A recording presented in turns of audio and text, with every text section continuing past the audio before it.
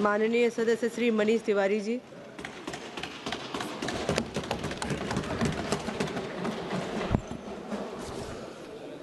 सभापति महोदय,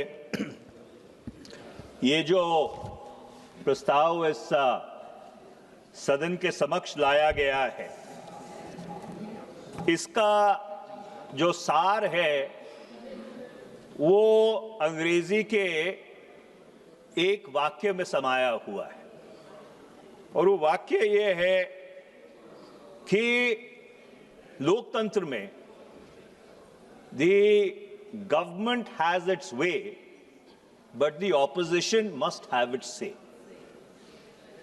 तो इस पूरे प्रस्ताव का जो मूलभूत सार है वो इतना ही है कि ये सदन सिर्फ सरकार का नहीं है, सदन विपक्ष का भी है। और आज बहुत दुखद मन से सामूहिक विपक्ष के प्रति की तरफ से जो ये प्रस्ताव लाया गया है, ये कोई व्यक्ति विशेष के खिलाफ नहीं है। ये जो संसद की प्रणाली है, जो ये एक संस्था है, जो लोकतंत्र का सर्वोच्च मंदिर है, वो एक सुचारू ढंग से चले, जिससे कि ये लोकतंत्र और सुदृढ़ हो सके और मजबूत हो सके, और जिस कार्य के लिए हम लोगों को यहां पे लोगों ने चुन के भेजा है, वो कार्य सही ढंग से संपन्न हो सके। इस प्रस्ताव के बिंदुओं पे आने से पहले कुछ बुनियादी बातें मैं इस सदन के समक्ष रखना चाहता हूं। अगर आप भारत के संविधान की जो धारा 93 है उसको अपने संज्ञान में लीजिए। धारा 93 ये कहती है कि the speaker and deputy speaker of the house of the people. अब इसमें जो संविधान के निर्माता हैं, उन्होंने जिस शब्दावली का प्रयोग किया है वो बहुत ही अद्भुत है। वो कहते हैं the house of the people shall as soon as may be choose 2 members of the house to be respectively speaker and deputy speaker thereof। सभापति महोदय, संविधान के निर्माताओं ने शब्द का प्रयोग बहुत ध्यान से किया है। अध्यक्ष और उपाध्यक्ष के चयन की बात की है, चुनाव की बात नहीं की। ये दूसरी बात है कि जब रूल्स ऑफ प्रोसीजर बने इस हाउस के, तो रूल 5 और 7 के तहत हमने, रूल 7 और 8 के तहत हमने उसको चुनाव में परिवर्तित कर दिया। पर जो संविधान के निर्माता थे, उनकी ये मंशा थी कि the speaker and the deputy speaker should be chosen, and the reason why the word chosen was used was that the speaker and the deputy speaker should command the respect of the widest section of the house. और उसमें कुछ बातें implied थी, objectivity, impartiality, सभी को एक ही तरीके से देखना, ये चीजें उसमें इंप्लाइड थी। और जब धारा 94 के ऊपर संविधान में बहस हुई तो बड़े प्रोफॉर्मा बहस हुई थी, और बहस इस बात पे थी कि अगर किसी कारणवश स्पीकर को या अध्यक्ष को अपना इस्तीफा देना पड़ गया तो क्या इस्तीफा उसको राष्ट्रपति को देना चाहिए कि उपाध्यक्ष को देना चाहिए। कामत साहब जो संविधान सभा के सदस्य थे, वो एक प्रस्ताव लेके आए थे कि जब अध्यक्ष को इस्तीफा देना है तो उनको राष्ट्रपति को देना चाहिए। उस प्रस्ताव को खारिज कर दिया गया। उस पे बोलते हुए शिब्बिन लाल सक्सेना जी ने यह कहा, जो संविधान सभा के सदस्य थे, we want the speaker and the deputy speaker should be completely independent of the executive, and when therefore it is provided that the speaker should send his resignation to the deputy speaker, it only means that the independence of the speaker of the house over which he presides should be maintained. If he sends it to the president, it means he sends it to the executive. It is a very healthy principle that the speaker and the deputy speaker should be completely independent of the executive. और फिर बाबा साहब भीमराव अंबेडकर जी ने उस प्रस्ताव को खारिज कर दिया। अब ये अजीब विडंबना है, अगर किसी कारणवश अध्यक्ष जी को इस्तीफा देना पड़ जाए तो वो इस्तीफा किसको देंगे? क्योंकि जिस व्यक्ति को, जिस संस्था को उन्होंने इस्तीफा देना है, आपने पिछले 6 वर्ष से तो उसको चिन्हित ही नहीं किया। संविधान में साफ तौर पे यह लिखा गया है कि there shall be, not may be, there shall be a speaker and a deputy speaker.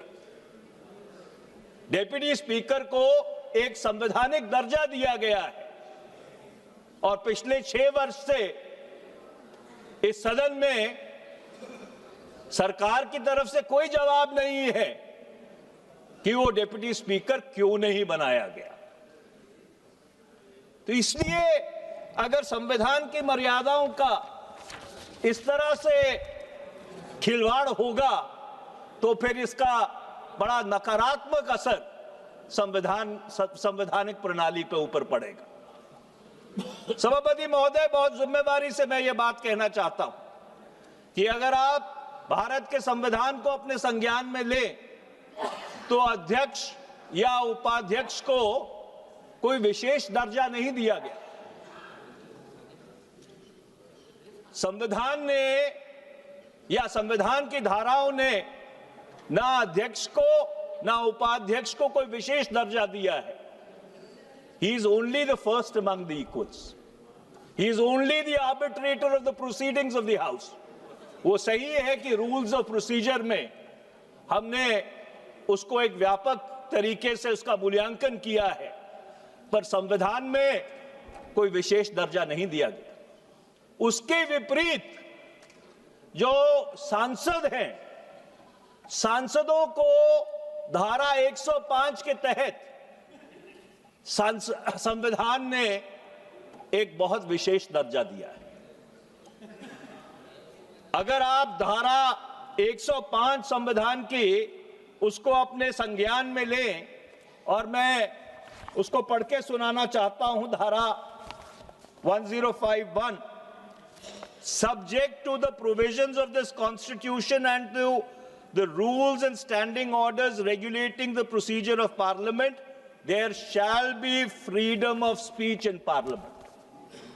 अब मैं अपने आप से पूछना चाहता हूं कि अगर सांसदों को संविधान सभा विशेष दर्जा नहीं देना चाहती थी तो धारा 19 तो थी संसद में, संविधान में, धारा 105 लाने की क्या जरूरत थी? और क्या जो रूल्स ऑफ प्रोसीजर हैं या स्टैंडिंग ऑर्डर्स हैं या डायरेक्शंस हैं, वो क्या जो एक संवैधानिक आजादी दी गई है उसको कम कर सकते हैं? और इसका जवाब बड़ा सीधा है कि नहीं कर सकते। The only reason why that freedom of speech and expression is subject to rules and standing orders was because the framers of the Constitution were very clear that there should be some minimum guardrails. so that the House functions within the modicum of decency. एक मर्यादा में ये सदन काम करे, पर उन नियमों का इस्तेमाल जो संविधान ने सांसदों को आजादी दी है, उसको कम करने में या उसको कुचलने में नहीं आप कर सकते।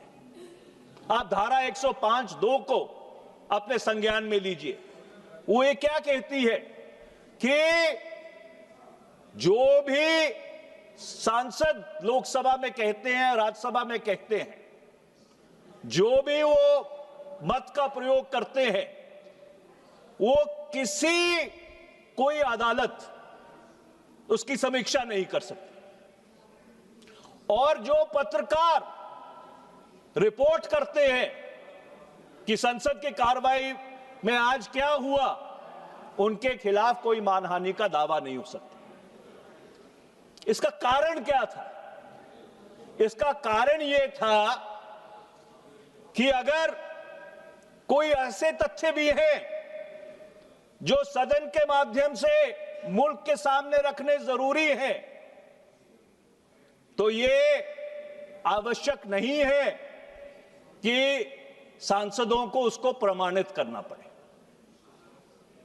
धारा 105(3) आगे कहती है कि सांसदों की जो प्रिविलेजेस हैं, वो प्रिविलेजेस वही हैं जो सांसद ब्रिटिश हाउस ऑफ कॉमन्स के सदस्य हैं, उसी के समानांतर ये प्रिविलेजेस हैं। तो इसका सीधा सीधा मतलब यह है कि एक बहुत विशेष दर्जा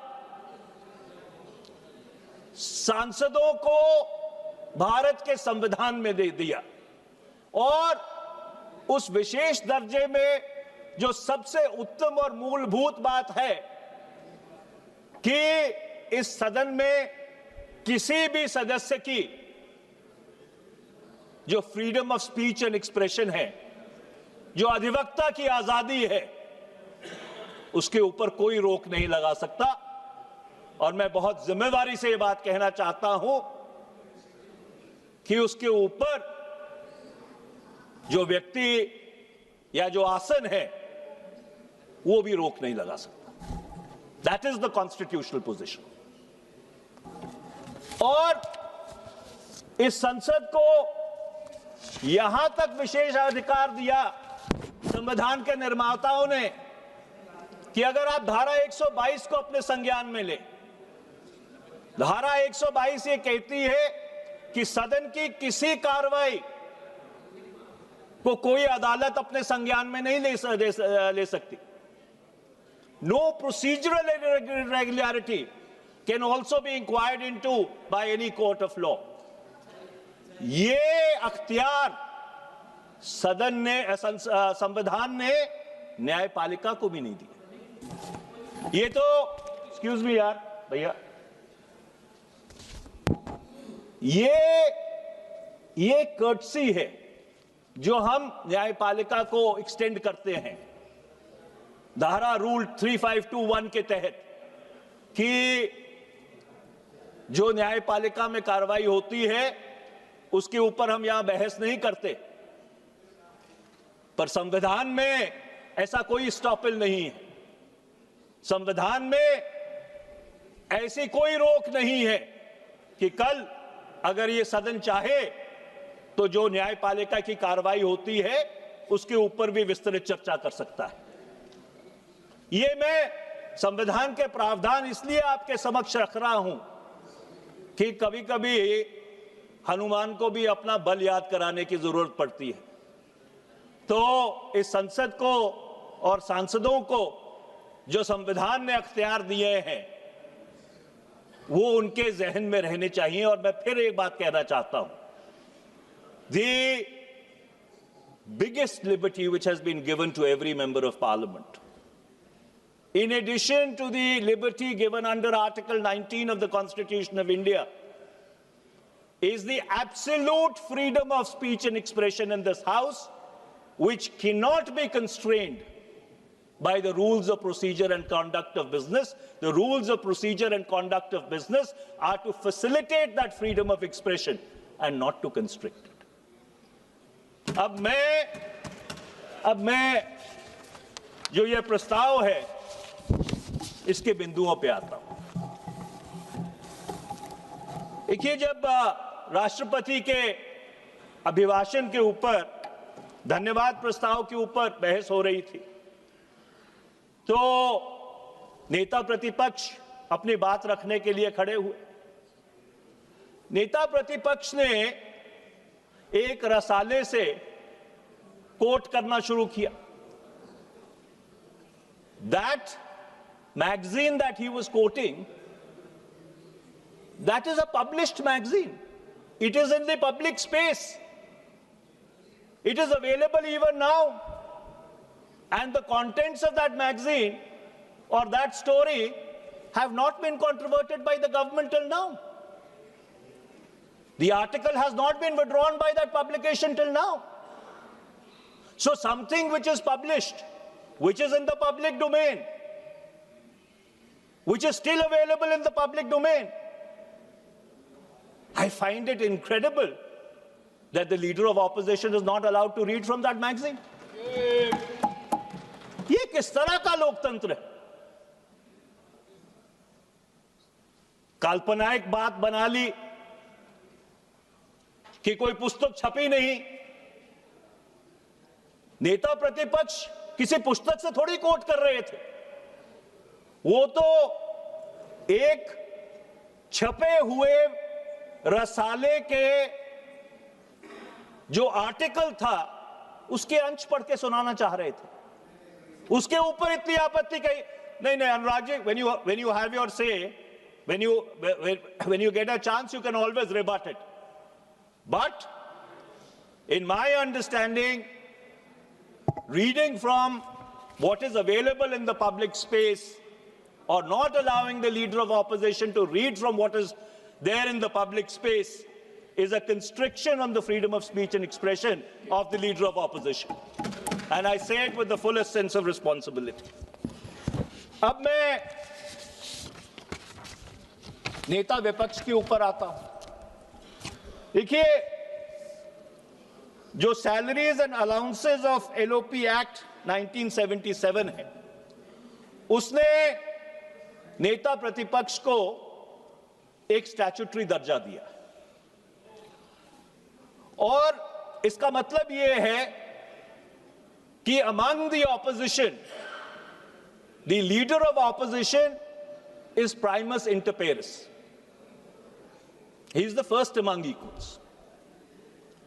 और मैंने इस सदन की परंपराएं देखी हैं। नेता प्रतिपक्ष जब इशारा भी कर देते थे बैठे बैठे कि वो बोलना चाहते हैं, तो उनका माइक ऑन हो जाता था। मैं 15वीं लोकसभा का सदस्य था, स्वर्गीय सुषमा स्वराज जी नेता प्रतिपक्ष थी। अगर वो छोटा सा इशारा भी कर देती थी कि वो बोलना चाहती हैं, तो उनकी तरह कोई उनको रोकता नहीं था, आसन उनको इजाजत देता था।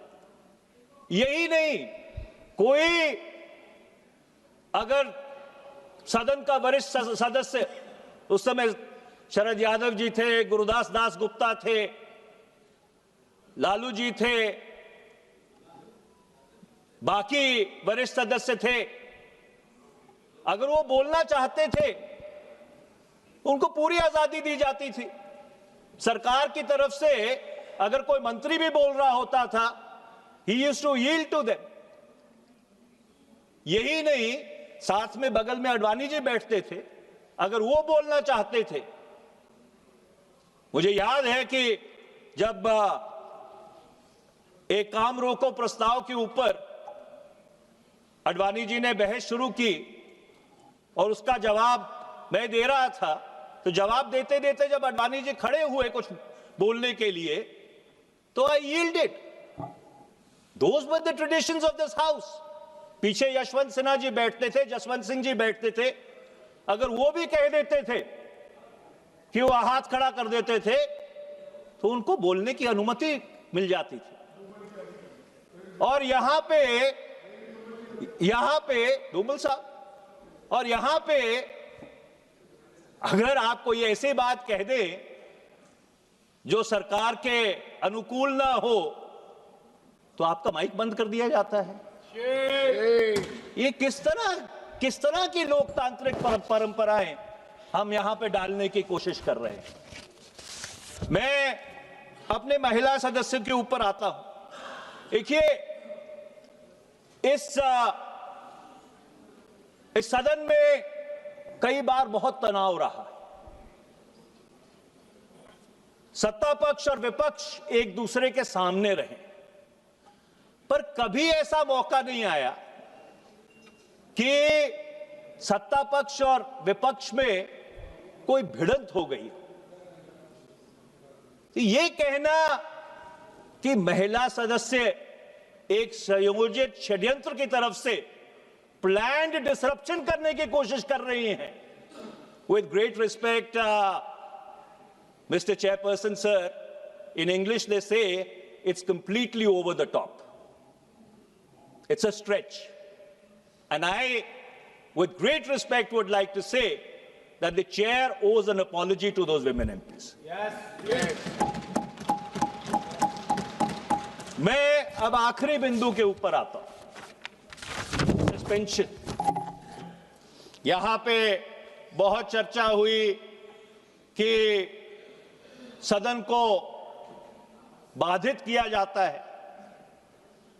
मुझे याद है कि जो 15वीं लोकसभा थी उसमें राज्यसभा में जो नेता प्रतिपक्ष थे स्वर्गीय श्री अरुण जेटली, उन्होंने एक बहुत ही अद्भुत बात कही थी कि disruption is a legitimate parliamentary tactic.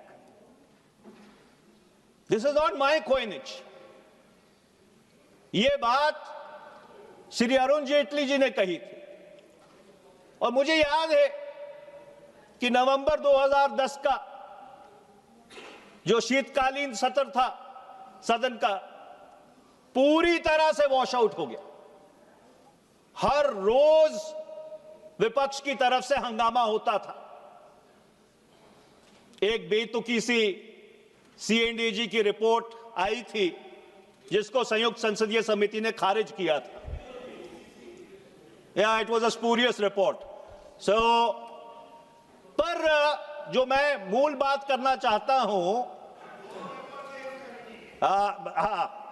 और इन्होंने डाइसेंट लिखा था, सो इसलिए तो उसे मैं ऐसा है रविशंकर जी, मेजॉरिटी से उस रिपोर्ट को खारिज किया गया था। दैट इज मेजॉरिटी से उस रिपोर्ट को खारिज किया गया था। पर वो सभापति महोदय, बात वो नहीं है। मैं ये बात कह रहा था कि पूरा शीतकालीन सत्र संसद का वाइप आउट कर दिया गया, पर एक सांसद को सस्पेंड नहीं किया गया। Not a single opposition MP was suspended. अगस्त 2012 जो बारिश का सत्र था, मॉनसून सेशन था लोकसभा का, मैं 2-3 मिनट और लूंगा, वो इसी तरह से पूरी तरह से खारिज कर दिया गया। It was not allowed to function for a single day. एक भी सांसद को लंबित नहीं किया गया, सस्पेंड नहीं किया गया। Those were the traditions of this house. ऐसा है, वो कितनी मर्यादा थी मैं भी जानता हूं। एक मिनट मोनीश जी, आप you are senior member of the house. Suspend करने का जो निर्णय होता है ये सदन लेता है, कोई सभापति सस्पेंड करने का निर्णय नहीं लेता है। You please go. In fact, Mr. Chairperson, sir, you are reinforcing my point. The Treasury benches never moved a resolution to suspend even a single MP. You've actually reinforced my point. I must thank you for that. आपका बहुत-बहुत धन्यवाद। आपका बहुत-बहुत धन्यवाद। You've reinforced my point. अब मैं और विडंबना ये है सुनिए, अरे, प्लीज प्लीज प्लीज प्लीज ऐसा है आप उस समय आप सदन में शेयर नहीं एड्रेस थे, कीजिए। जो उस समय सदन में होता था मनीष जी, हम लोग please, उसके please जश्न address में to this, गवाह sir. हैं। Please address to this, तो sir. इसलिए मेरे को ये समझाने की कोशिश मत कीजिए Because- कि आपके सांसद मनीष क्या जी, करते मनीष थे और जी, क्या just a नहीं minute, करते please, थे। just a minute. No, Monish ji, if you just a want to minute, go just a into minute. that, we can go into that in some Monish great ji, please detail. address to this, sir. Mr. Chairperson, sir, Mr. Chairperson, sir, I'm concluding. Last session first sitting में जब suspend किया, मैं शहर में था, सभा ने प्रस्ताव किया, सभा के प्रस्ताव पारित हुआ। लास्ट के बाद 2010 का मैं नहीं बोल रहा हूं। सभा की क्या तरफ हो से रहा है? प्रस्ताव नहीं आता, ये सरकार की तरफ यहाँ से पर प्रस्ताव आता है। सभा की तरफ से प्रस्ताव नहीं आता, सरकार की तरफ से प्रस्ताव आता है, इसमें फर्क आया- है। There is a difference between the two. सभा ने इसको पारित किया है, There is a difference सभा between the पारित two. करता है। ओके, यू गो नहीं। Okay, you go through. मैं आपको एक और बात बताना चाहता हूं। Conclude please. जब 13 दिसंबर 2023 को इस सदन में एक बहुत दुर्भाग्यपूर्ण घटना हुई और कुछ ऐसे अराजक तत्व, मैं तो यहां तक कहूंगा आतंकवादी तत्व वहां पे सदन में घुस आए और हमारे एक सदस्य जो पंजाब से है, इस सदन के भी सदस्य हैं, गुरजीत सिंह औजला, उन्होंने जाके, जिन्होंने पंजाबी कहते हैं, उन्होंने जफ्फा पा के सिट लिया और उसके बाद जब हमने सरकार से स्टेटमेंट मांगा था, डिस्कशन भी नहीं मांगा था, स्टेटमेंट मांगा था कि इतना बड़ा सिक्योरिटी ब्रीच कैसे हो गया, आपने सारे सामूहिक विपक्ष को उठा के बाहर फेंक दिया। The entire opposition was suspended. What kind of democratic traditions are these? And today, that man who actually saved this house the other day, he's sitting on the steps outside suspended. I think we should hang our heads in shame. Please conclude. Ultimately, let me conclude by saying, Mr. Chairperson, sir, it is unfortunate that there has been no discussion on critical national and international issues. Questions are routinely disallowed at the threshold. Adjournment motions and Rule 193 discussions are disallowed. And हमारी पीड़ा क्या है? जो पहली लोकसभा थी 1952 से लेकर 57 तक, वो 135 दिन चली थी। जो 17वीं लोकसभा थी वो सिर्फ 55 दिन चली थी। From 135 days we have come down to 55 days.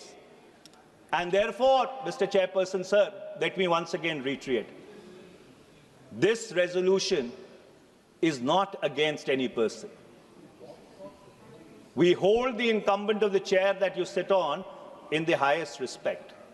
This is about correcting the institutional functioning of this house, जिससे कि जो सर्वोच्च मंदिर है भारत के लोकतंत्र का, वो सुचारू रूप से वो काम करता रहे, जिसके लिए लोगों ने उनको चुन के भेजा है। आपने समय दिया, आपका बहुत बहुत धन्यवाद। धन्यवाद।